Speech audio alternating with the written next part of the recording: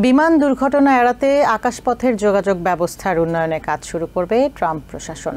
এই তথ্য জানিয়ে ট্রান্সপোর্টেশন সেক্রেটারি শন ডাফি বলেছেন, এয়ার ট্রাফিক কন্ট্রোলারদের দক্ষতা বাড়াতে এবং প্রযুক্তিগত উন্নয়ন নিশ্চিত করতে কাজ শুরু করেছেন তারা।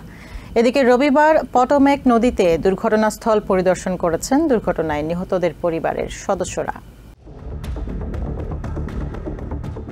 একদিনের ব্যবধানে দেশে মর্মান্তিক দুই বিমান দুর্ঘটনার কারণ অনুসন্ধানে ব্যস্ত সময় পার করছে ফেডারেল সংস্থাগুলো। ওয়াশিংটনে যাত্রীবাহী বিমানের সঙ্গে সামরিক হেলিকপ্টারের সংঘর্ষে ৬৭ জন নিহত হওয়ার একদিন পরই ফিলাডেলফিয়ার উত্তর পূর্বে বেশ কিছু ভবনের উপর শুক্রবার সন্ধ্যায় একটি মেডিকেল পরিবহন বিমান বিধ্বস্ত হয়। এতে বিমানে থাকা ৬ যাত্রী এবং মাটিতে থাকা একজনের মৃত্যু হয়েছে। দুর্ঘটনার সময় বিমানটিতে একজন শিশু রোগী ছিল। বিমানটি মেক্সিকোর তিজুয়ানা যাওয়ার পথে বিধ্বস্ত হয়। এতে প্রাণ হারানো সকলেই মেক্সিকোর নাগরিক ছিলেন। একটি ভিডিওতে দেখা যায় যাত্রা বিরতির পর আবারও উড্ডয়নের ৪০ সেকেন্ড পরই লিয়ারজেট 55 নামের বিমানটি বিধ্বস্ত হয়ে মাটিতে আছড়ে পড়ে। এই ঘটনায় আরও ১৯ জন ব্যক্তি আহত হন। দুর্ঘটনার ঠিক আগের একটি অডিও রেকর্ডিংয়ে একজন এয়ার ট্রাফিক কন্ট্রোলারকে বলতে শোনা যায়, কি ঘটেছে তা যথাযথভাবে নিশ্চিত করে বলা যাচ্ছে না। দুর্ঘটনার কারণ উদ্ঘাটনে সংশ্লিষ্ট কয়েকটি ফেডারেল সংস্থা জরুরি তদন্ত কাজ করছে। দুর্ঘটনাস্থলে তদন্ত কাজে এনটিএসবি, এফবিআই ও এফএএ এর তদন্ত কর্মকর্তাদের দেখা গেছে।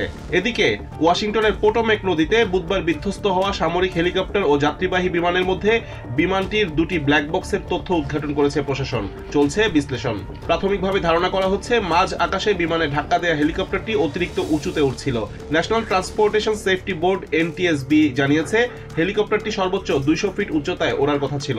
নতুন প্রকাশিত তথ্য অনুযায়ী ব্ল্যাক হক হেলিকপ্টারের পাইলটকে বিমানের অবস্থান সম্পর্কে দুর্ঘটনার ২ মিনিট আগে এয়ার ট্রাফিক কন্ট্রোলার সতর্ক করেছিলেন। এদিকে মর্মান্তিক এই দুর্ঘটনায় ব্ল্যাক হক হেলিকপ্টারে থাকা নিহত সেনাদের শনাক্ত করেছে প্রশাসন। নিহত সেনা সদস্যরা হলেন রায়ান অস্টিন ওহারা, এন্ড্রিউ লয়েড ও রেড লোবাক। ট্রান্সপোর্টেশন সেক্রেটারি শন ডাফি ফক্স নিউজকে জানিয়েছেন, এয়ার ট্রাফিক কন্ট্রোলারদের সক্ষমতা ও যোগ্যতা নিশ্চিত করা সহ বেশ কিছু বিষয় নিয়ে কাজ করছেন তারা। ফেডারেল এভিয়েশন অ্যাডমিনিস্ট্রেশনের পাইলট ওয়ার্নিং সিস্টেমের প্রযুক্তিগত উন্নয়নে কাজ করার কথাও জানিয়েছেন ট্রান্সপোর্টেশন সেক্রেটারি। রিপাবলিকান ন্যাশনাল কমিটির সাবেক চেয়ার রেইন্স প্রিভাস এবিসি নিউজকে বলেন, এয়ার ট্রাফিক কন্ট্রোলারদের নিয়োগের ক্ষেত্রে পর্যাপ্ত যাচাই বাছাই খুব জরুরি। এছাড়াও লোকবলের পর্যাপ্ততা নিশ্চিত করাও জরুরি বলে মনে করেন হোয়াইট হাউসের সাবেক এই চিফ অব স্টাফ। এদিকে পুলিশ ও সংবাদকর্মীদের উপস্থিতিতে রবিবার পোটোমেক নদীতে দুর্ঘটনাস্থল পরিদর্শন করেছেন দুর্ঘটনায় নিহত পরিবারের সদস্যরা। Rizwan Kader, TVN 24 news desk.